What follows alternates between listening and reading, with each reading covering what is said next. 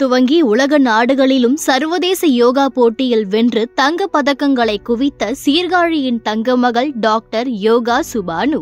Sirkazhi doctor yoga சுபானு மணிவண்ணன். நான் international gold medalist. இதான் என்னுடைய யோகா ஜர்னி நான் 3 வயசுலேருந்தே ஸ்டார்ட் பண்ணியிருக்கேன்.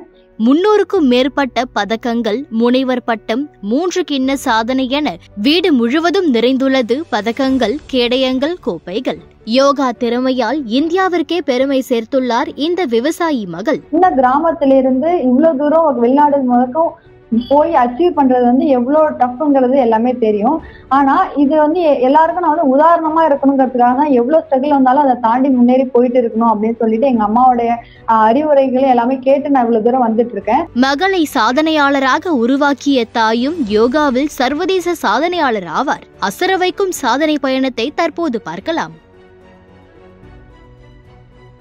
மயிலாடுதுறை மாவட்டம் சீர்காழியை சேர்ந்த விவசாயி மணிவண்ணன் சீதா தம்பதியின் 2வது மகள்தான் டாக்டர் சுபானு. தற்பொழுது நாகப்பட்டினத்தில் அமைந்துள்ள தனியார் கல்லூரியில் யோகா மற்றும் சித்த மருத்துவம் 2ஆம் ஆண்டு படித்து வருகிறார். இவர் தனது 3 வயதிலிருந்தே யோகா கலையில் பல்வேறு சாதனைகளை நிகழ்த்தியுள்ளார். இவரது வீடு முழுவதும் திரும்பிய பக்கமெல்லாம் வெற்றி பதக்கங்களும், கோப்பைகள், கேடயங்கள், விருதுகள் மிளர்கின்றன.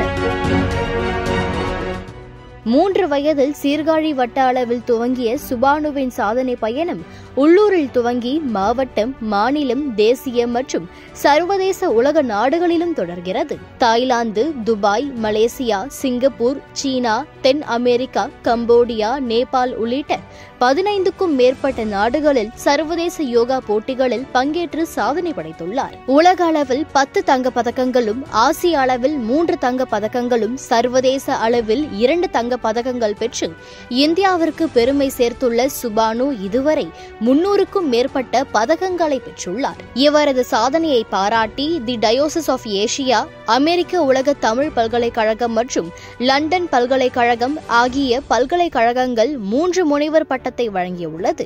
இவரது சாதனை பயணத்தில் ஆணி பலகை மீது 15 நிமிடங்களில் 312 ஆசனங்களை செய்து உலக சாதனை புத்தகத்தில் இடம் பிடித்தார். மேலும் யோகா கலாமணி, யோகா அர்ஜுனா, இளம் சாதனையாளர் யோகா பரணி, யோகா ஜாக்கான், கலைஞர் விருது, யோகா பிளாட்டினம் ஸ்டார் போன்ற 15க்கும் மேற்பட்ட பட்டங்களையும் பெற்றுள்ளார். யோகா சுபானுதான் உலகத்திலேயே முதல் முறையாக சிவனுடைய 108 தாண்டவத்தை யோகா கலை மற்றும் பரத கலை இணைத்து செய்துள்ளார். காசி விஸ்வநாதர் ஆலயத்தில் சிவனுடைய 108 தாண்டவங்களை முதல் பெண்ணாக நிகழ்த்தி சாதனை செய்தார்.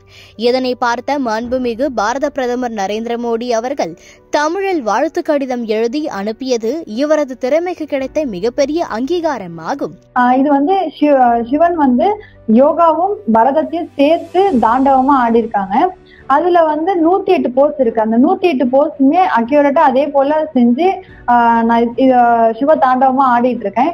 இது ஒரு கின்னஸ் ரெக்கார்டா பண்ணணும்னு கூட என்னுடைய ஆசை. அண்ட் தென் இது காசி விஸ்வநாதர் ஆலயத்துல நான் அதை பர்ஃபார்மன்ஸ் பண்ணி காட்டினேன். அப்போ அத நம்ம ஹானரபிள் பிரைம் மினிஸ்டர் சார் என்னுடைய தாண்டவத்தை பார்த்துட்டு எனக்கு அப்ரிசியேஷன் லெட்டர் தமிழ்லே எழுதி எனக்கு பர்சனலா சென்ட் பண்ணியிருந்தாங்க. அது ரொம்ப சந்தோஷமான ஒரு விஷயம். தமிழ் ஆளுநர் அவர்கள் ஆளுநர் மாளிகைக்கு நேரில் அழைத்து விருந்தளித்து கௌரவித்தார்.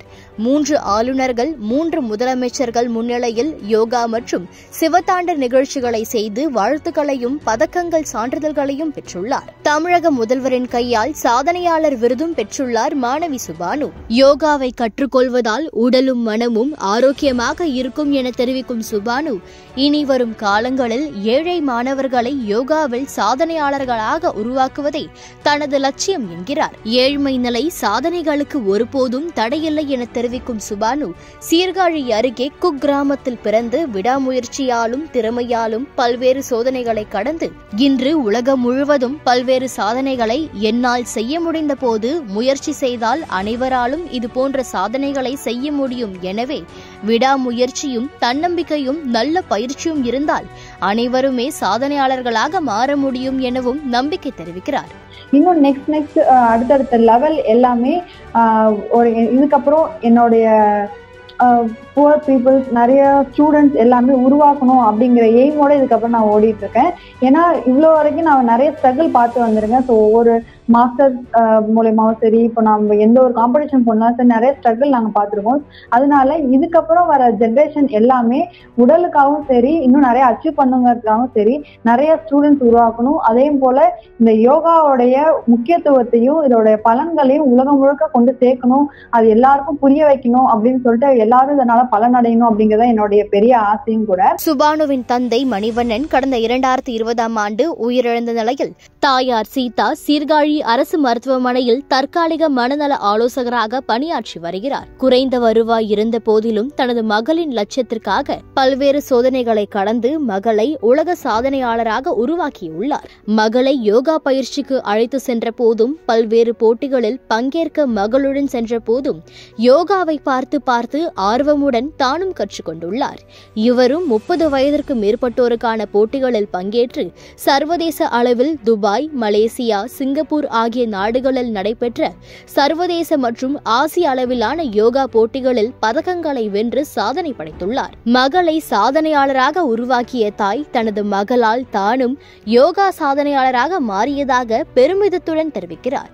யோகாவை கற்றுக்கொள்வதற்கு வயது ஒரு தடை அல்ல என தெரிவிக்கும் சீதா, அதனை தொடர்ந்து முறையாக பின்பற்ற வேண்டும் எனவும் தெரிவிக்கிறார். பல்வேறு நோய்கள் வராமல் தடுப்பதற்கும் உடலில் உள்ள நோய்களை போக்குவதற்கும் யோகா சிறந்த நிவாரணையாக அமைகிறது எனவும் தெரிவிக்கிறார். பெற்றோர்கள் தங்கள் குழந்தைகளின் திறன் அறிந்து அதனை ஊக்குவித்து அவர்களுக்கு முழு உறுதுணையாக இருக்க வேண்டும் எனவும், மற்றவர்கள் என்ன நினைப்பார்களோ என நினைத்து குழந்தைகளின் திறனை குறைத்துவிடக் கூடாது எனவும் தெரிவித்துள்ளார்.